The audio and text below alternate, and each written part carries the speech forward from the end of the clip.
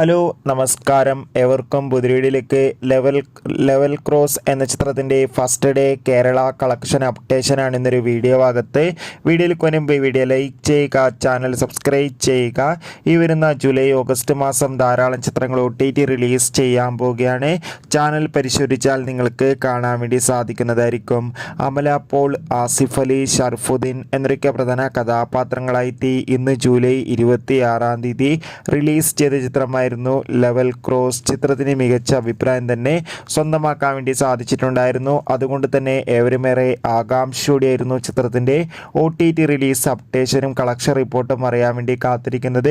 ചിത്രത്തിൻ്റെ OTT അവകാശങ്ങൾ Amazon Prime videos OTT platform സ്വന്തമാക്കിയെന്നും അതോടുകൂടി ചിത്രത്തിന് ആദ്യ ദിവസം കേരളത്തിൽ നിന്ന് 1.5 കോടിക്കടുത്ത് കളക്ഷൻ ലഭിക്കുമെന്നാണ് ട്രാക്കിംഗ് റിപ്പോർട്ടുകൾ സൂചിപ്പിക്കുന്നത്.